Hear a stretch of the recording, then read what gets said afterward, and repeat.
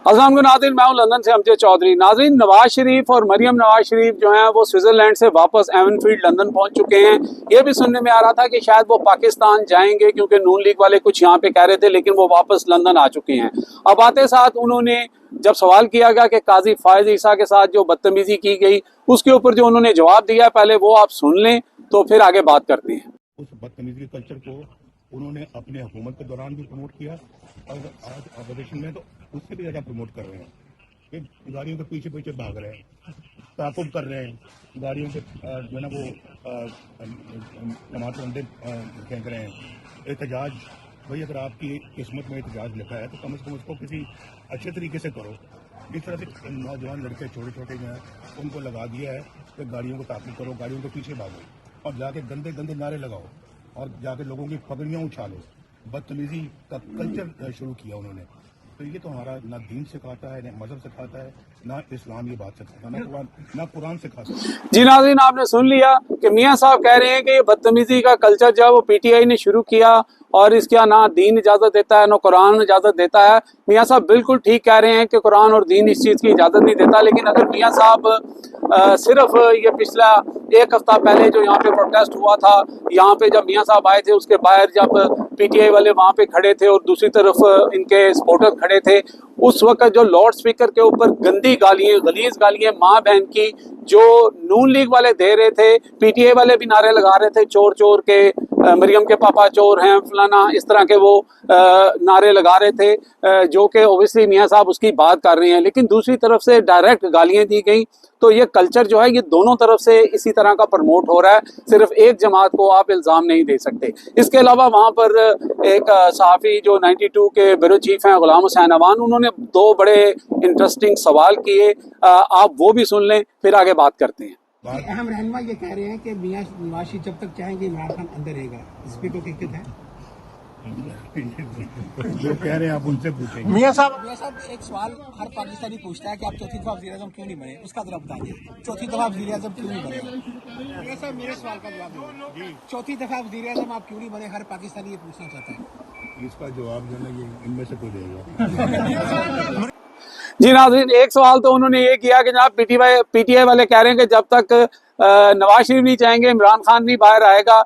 अब ये पीटीआई वाले ढूंढने पड़ेंगे कि वो कौन से लोग हैं। लाजमी बात है एक सहाफ़ी हैं, उनके पास उनकी वो ये डिस्कशन तो हुई होगी, वैसे तो वो बात नहीं करते, लेकिन नवाज शरीफ साहब ने कहा कि जनाब ये इनसे पूछें जो सामने खड़े थे, तो या वही लोग बताएंगे जिन्होंने ये बात की है। दूसरा सवाल उन्होंने किया जो पहले भी नवाज शरीफ साहब को जब वो अमेरिका जा रहे थे तो किया गया था, उन्होंने कहा था मैं अमेरिका से आके जवाब दूंगा। तो उन्होंने कहा कि आप चौथी बार वजीर आजम क्यों नहीं बन सके। दो दफा उन्होंने सवाल किया, फिर आखिर में मियां साहब ने डंग टपाओ प्रोग्राम चलाया। उन्होंने कहा कि ये भी इनमें से कोई बताएगा, ये सामने जो खड़े हैं जो साहबी खड़े थे। तो मियां साहब वो नहीं बताना चाहते कि वो चौथी बार वजीर आजम क्यों नहीं बने, लेकिन सारी दुनिया जानती है कि मियां साहब चौथी बार वजीर आजम क्यों नहीं बने। अब एक और सवाल वहाँ पे साहबी गालबन मुर्तज़ा अली शाह थे, उन्होंने ये सवाल किया और ये सवाल जो है डोनाल्ड ट्रंप के बारे में था। ये सवाल भी जरा सुन लें। मियां साहब, अमेरिका में जो इलेक्शन है डोनाल्ड ट्रंप प्रेसिडेंट जीते, वो प्रेसिडेंट इलेक्ट, तो क्या आप समझते हैं पाकिस्तान और अमेरिका के रिलेशन किस तरफ जाते हुए पाकिस्तान अमेरिका के ताल्लुकात अच्छे रहने चाहिए और अच्छे रहे हैं और आइंदा भी और बेहतर होने की जरूरत है। और मेरा ख्याल है कि इसमें तो कोई दो राय नहीं है। और ये पाकिस्तान के ताल्लुकात तो बहुत सारे मुल्कों के साथ हैं और जिनके साथ अच्छे होने चाहिए, अपने हमसायों के साथ भी अच्छे होने चाहिए। जी नाज़रीन, आपने ये सवाल भी सुन लिया।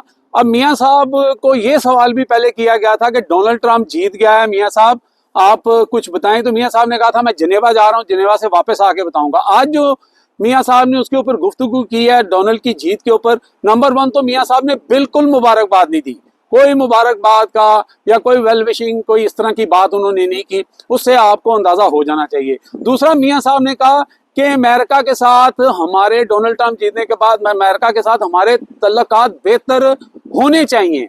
यानी होने चाहिए, जो बाइडेन के साथ थे वो नहीं है, अब होने चाहिए और सबके साथ होने चाहिए। और अमेरिका के साथ हमारा बड़ा पुराना वो सारा सिलसिला है, और साथ उन्होंने कहा हमारे हमसायों के साथ भी जो है वो तल्लुकात बेहतर होने चाहिए, क्योंकि हमसायों में आपको पता है इंडिया भी आता है। पिछले दिनों जर्नलिस्ट भी आए थे, उसका भी सवाल उनसे हुआ कि आपकी बड़ी वहाँ पर जो है तारीफ हुई और बड़ा आपको कहा गया, लेकिन क्रिकेट मैच नहीं हो रहा, तो उन्होंने कहा नहीं जी, इंडिया को क्रिकेट मैच के लिए आना चाहिए। इस तरह के सारे सवाल जो हैं वो मियाँ साहब को किए गए। मियाँ साहब ने जो खुद बात की, या मरियम साहिबा ने भी वहाँ पे बात की, तो इकॉनमी के हवाले से बात की, महंगाई कम होने के हवाले से बात की, बिजली की जो सहूलत दी, और बिजली में पता नहीं कितने अरब का जो है वो लोगों को जो है वो उसमें रिबेट मिला, या जो भी वो सारा कुछ कह रहे थे। लेकिन साथ साथ एक साहबी ने कहा जी रेमिटेंस जो है आपके दौर में बड़ी ज्यादा आ रही हैं। लोग कहते थे कि रेमिटेंस सिर्फ इमरान खान को भेजते हैं, तो मेरे अंदाजे के मुताबिक तो रेमिटेंस जो है वो तकरीबन 40% कम हो चुकी हैं। अगर कोई पाकिस्तान में जो बंदा ये मैथमेटिक का सारा वो रखता है, तो वो मेरे यहाँ पे जवाब दे सकता है कि रेमिटेंस इस पिछले 3-4 माह में कितनी आई हैं। स्टॉक मार्केट की बात हो रही है कि वो बहुत ऊपर चली गई है, इन्फ्लेशन कम हो रही है, महंगाई कम हो रही है। तो भाई जो पाकिस्तान में रह रहे हैं वही कमेंट्स करके बताएं कि कितनी कम हुई है, कितनी कम नहीं हुई। लास्टली मैं ये भी बताता चलूं कि मियाँ साहब ने वो जो बदतमीजी वाला कल्चर वाली बात की, और उसके अंदर उन्होंने कहा ये लड़के पीछे भागते फिर रहे हैं, कोई अंडे मार रहा है, कोई टमाटर मार रहा है, लड़कों को पीछे लगाया हुआ है। तो गालबन वो शियान अली वगैरह की बात कर रहे थे, और आज साहबी जो थे वहां पर वो प्रवोक कर रहे थे एक किस्म से पीटीआई के लोगों को कि कहाँ आज पीटीआई वाले आज क्यों नहीं आए। तो अब उनको वहां पर जो है वो एक किस्म का वो कह रहे थे कि सबक सिखाया जा रहा है, या जो इस वक्त लोगों के साथ वहां पे हो रहा है कि लोगों की फैमिलियों को उठाया जा रहा है, पकड़ा जा रहा है, तो ये इस तरह की चीजें कर रहे हैं। तो मियाँ साहब को चाहिए कि अपने ऐसे सहाफियों को थोड़ा सा उनको कहें कि भाई अगर कोई नहीं आ रहा आप उनको प्रवोक क्यों कर रहे हैं, जबकि जो यहाँ पे एक्टिविस्ट हैं या प्रोटेस्टर हैं, कल जैसे विकास चौहान से मेरा इंटरव्यू हुआ, उन्होंने कहा कि जी हम तो और शिद्दत से करेंगे। तो कल अगर वो आ जाते हैं और फिर आगे वहां पे यही नारेबाजी करते हैं, तो आप क्या कर लेंगे? उनको अंदर तो नहीं करा सकते। तो आप ऐसी बातें करते ही क्यों हैं, लोगों को प्रवोक करते क्यों हैं?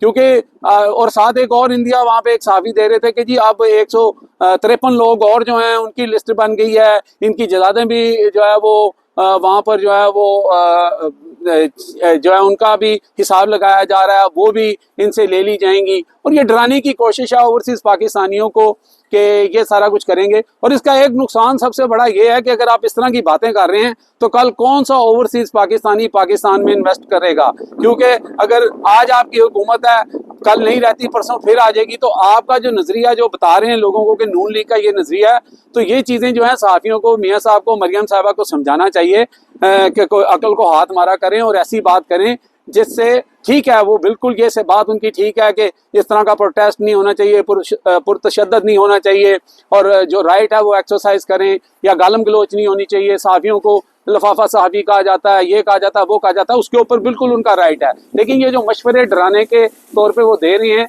इससे पाकिस्तान का नुकसान होगा। ओवरसीज यहाँ पे रह रहे हैं तो यहीं रहते रहेंगे, जदादें भी यहाँ बना लेंगे, सारा कुछ यहाँ पे कर लेंगे, तो फिर आप लोग क्या कर लेंगे? अब तक के लिए इतने ही। देखते रहे मेरा channel hit tips by Amjad Chaudhary.